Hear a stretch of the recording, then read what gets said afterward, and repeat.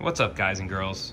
Today I wanted to go over something that is not really anybody's favorite thing to do, and a lot of people get hung up on this because it is a little confusing. So we're going to talk about alignment and how to adjust your mirrors properly. The best way that I know how, there's probably several different ways to do this. I'm just going to show you how I do it and how I find it easy. First of all, you are going to need a couple of tools and some supplies to be able to do it. Masking tape, just be careful what kind you use. Sometimes they flame up quite quickly and you can create a little fire. Be prepared to blow it out. I'm going to use some duct tape instead because that tends to just absorb the pulse and allow us to fine-tune our dot position. You could use a piece of cardstock, anything that you can put in front of the hole here to be able to see your positioning. I will use masking tape to align my red dot laser, and then afterwards we'll move over to the duct tape, which doesn't seem to flame up as easy. So what I've done so far is I've taken apart the mirror that's on the laser head. So this is our number 3 mirror going down to the table. Now there's Allen keys typically that hold this on to allow it to move. Gives it some play for you to be able to adjust. On the bottom are some beveled screw heads, and this is what's used to adjust the angle and the position of the laser. So as you move one, it's going to move, right and left or up and down. Typically, one of them you're not going to touch at all. You're just going to leave it alone, and it's kind of like a balancing point. The other two, typically I use the top one to go up and down, and this one here to go right and left. And this one's just kind of like a little balance leg that really doesn't get moved very much. We have our alignment screws, and then we have our locking nuts. And then, like I said, these spring-loaded Allen key screws that you really don't need to take out. I took it out so that I can show you how this sits in here. Your mirror is on the reverse side of this. So here you have your mirror. And then, again, this sits like that, and then you'll be able to adjust it right and left and up and down. So I'm gonna put this back on, and we are going to show you how we would align the laser, starting out first with your red alignment beam. So I'm gonna put this back together real quick and we'll pick up from there.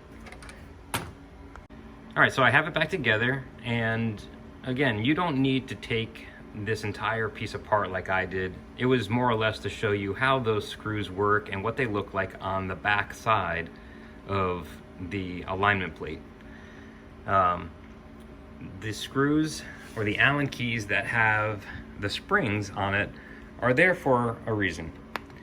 It gives it enough play, yet holds it secure so that you can make those alignments. You can make all these adjustments by turning the screws and adjusting. And that's why those springs, the spring-loaded Allen keys, are there to keep it in place and also allow you to make those adjustments easily. Right now, I'm going to make this back one here lift up ever so slightly on the bottom of this alignment tool, and then I'm going to lock it down. Because I don't want to worry about all 3 of these, and that just gets complicated. I just want to worry about 2 of them, up, down, and left and right. And as long as we have a little pivot, we should be good. All right, that's locked. I'm gonna need, like I have needle nose pliers, something that you can get in there and just wrench down on it ever so slightly to get it locked in. All right, so now that I've shown you that, let's go to the back of the machine and talk about our red dot alignment beam. Before we go to the back of the machine, it's very important that you make sure your alignment is on in multiple positions. And what I mean by that is, sure, you can bring it to the back there where the laser's coming out of, and it's only going, you know, a half a foot, and then making a turn, going another half a foot, and it's very easy to align it. Having it aligned up here, way in front, is going to be a different story. Pick the furthest distance and get it aligned there, and then move it around the table to make sure that you don't have to make any fine tuning to get it to be perfect all the way across the table. The Thunder laser is super straight. The rails are unbelievably straight and strong and true in 99.9% of the cases. So you shouldn't have a problem if you align it in this position.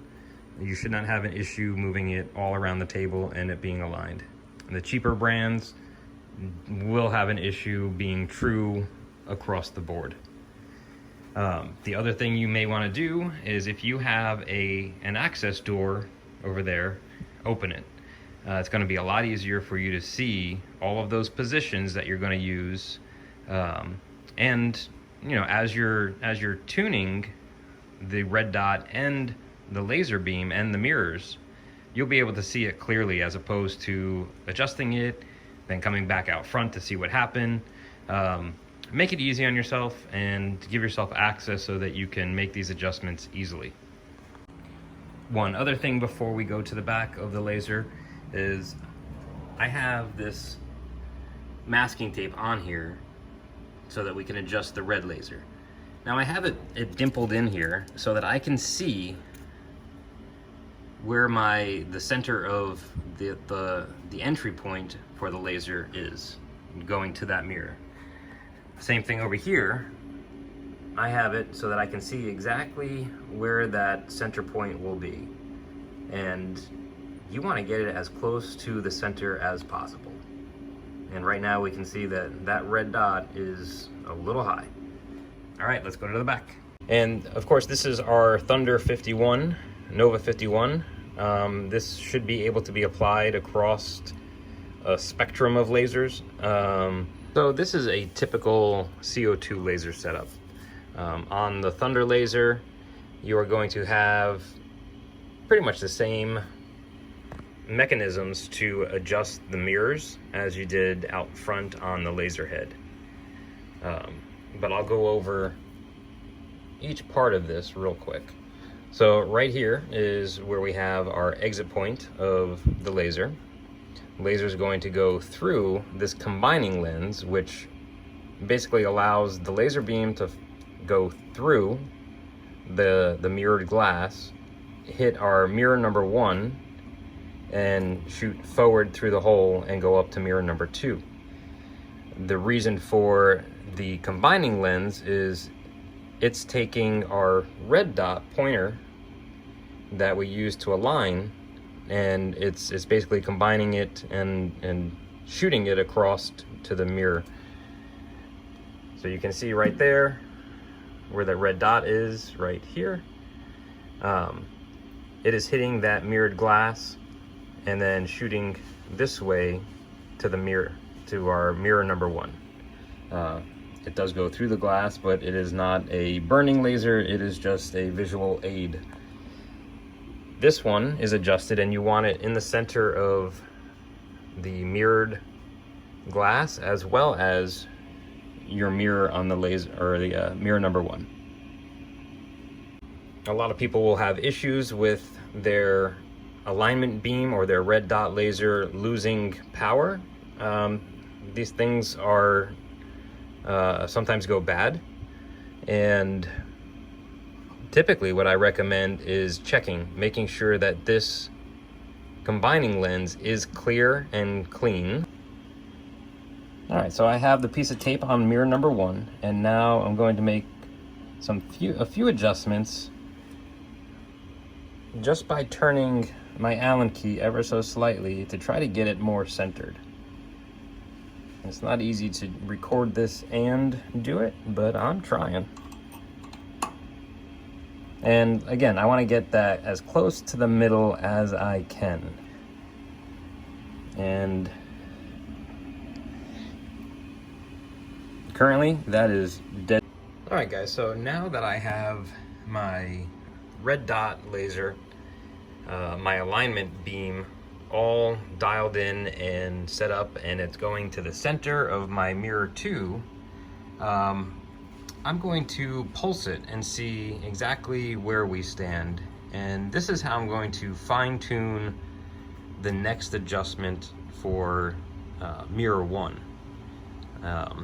And this could be carried out from mirror 1 to mirror 2 to mirror 3. And this should make it a little bit easier for you if you've been struggling.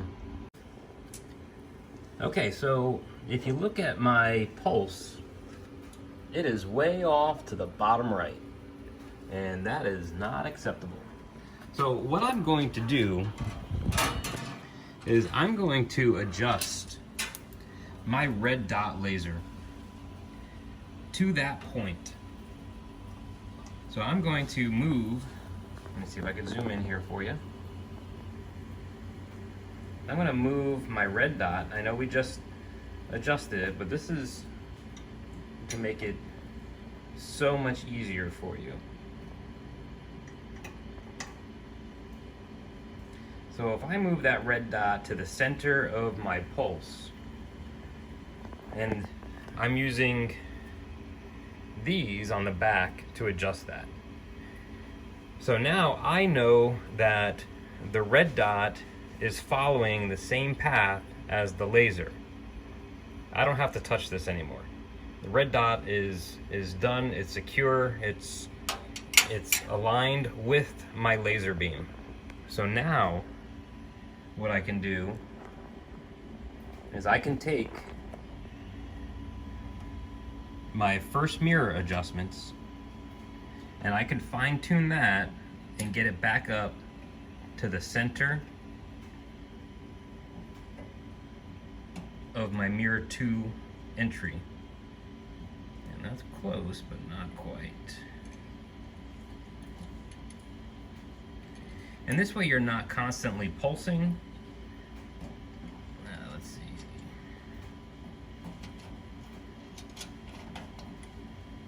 That's down. That's up. Let's go. And that's pretty close to center. I'm gonna just adjust it a hair more up. And as I'm doing this, I'm tightening down these lock screws so that I don't continually change them. All right, that is pretty much dead on center now. And what I'm gonna do is I'm gonna pulse, and since I aligned my red laser with that first pulse hole, it should follow the same path. So in theory, my laser should basically poke a hole through right where that red laser alignment dot is. Let's see. All right, so here we go. Let's test this out.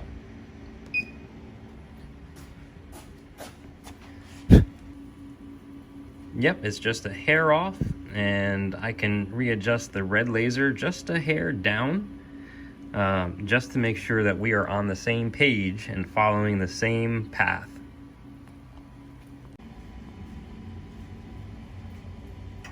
All right, I'm gonna adjust that down ever so slightly. It looks to me, oops, like it is right on the money. And now I've noticed that the actual beam is a little low. It's not exactly centered, so I'm going to bring it up a little bit.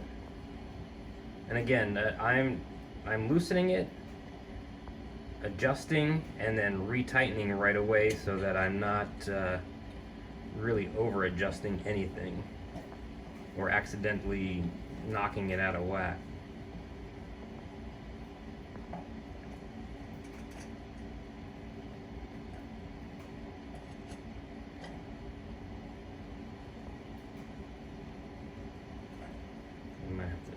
There we go. All right, that looks closer to the center, and we'll go out and do another pulse test before we lock down this mirror number 1. Okay, so it's hard to see, but if I block the red,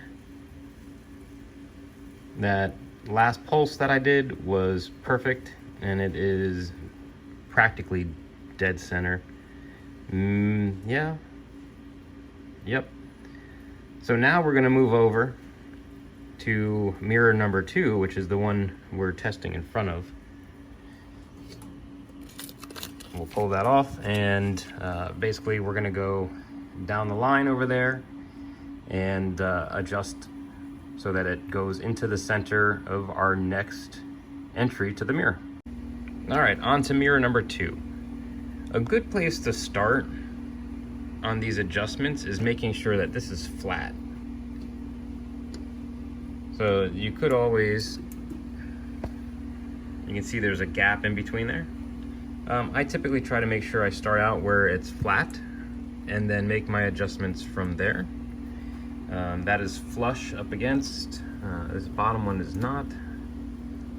Okay, so that is flush, and then you can see it spread the gap out a little bit. And the reason for this is you're starting at a baseline. Of course, if you're just a little bit out of adjustment, you don't need to go crazy. You probably only need to turn one of these screws to get it back into alignment. But I'm going to make sure this bottom one is locked. And then,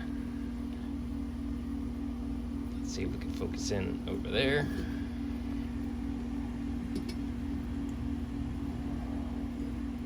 Alright, so literally a quarter of a turn of this bottom one here brought that beam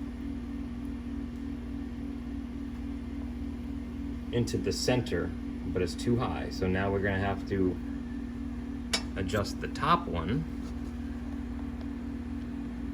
Okay, so I have my masking tape on the mirror number 3. Our downward mirror onto the table. I'm going to hit pulse real quick. Okay, so we can see that it truly is following our red dot. So now what we need to do, come back over here and just make a few adjustments. Let's see if I can zoom in down to this one. And like I said, we want as dead center as possible.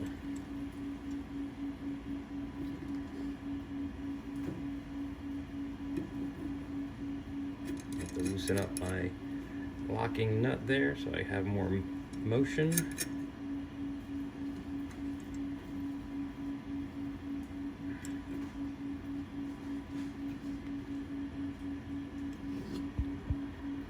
Okay, so that is pretty darn close.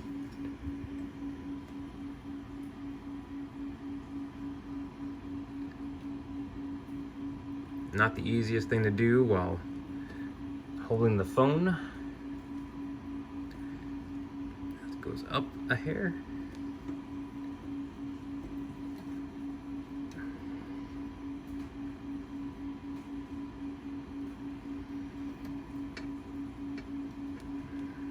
All right, that is pretty much dead center. Let's go over here. We'll do another pulse.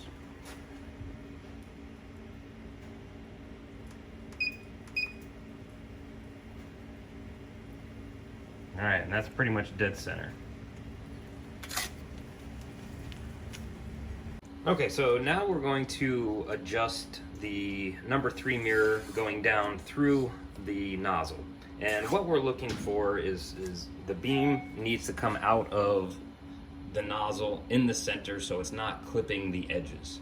And this is where you're going to get beam bounce or other issues like that, double engraving lines. So this is really important. I also put cardstock underneath so that when I do my pulse test, I can use the hole on the cardstock to adjust the alignment, and I'll show you how I do that in a second. But first of all, we'll stick some tape on the bottom. Make sure you push up against the nozzle. This way you can see the imprint of the hole on the nozzle. Stick your cardstock underneath and give it a pulse.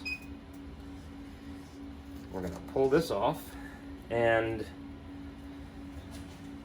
you're going to be able to see the imprint of the nozzle and the beam location. Now, it's not too far off, but I'm going to adjust it ever so slightly. Now, when you pull it off, like I pull it off like that, so I know the positioning of where that hole was made. So that was it's kind of weighted to the back left.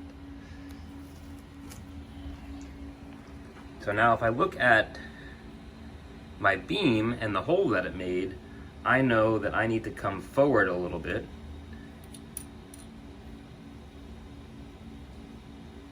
Ever so slightly. And then towards the right. And these are going to be small incremental adjustments because I mean, we're working with probably less than 1/4 of an inch of a hole there. So we're not trying to move it all that much. All right, let me put some tape on it and we'll try it one more time. All right, we're ready to go.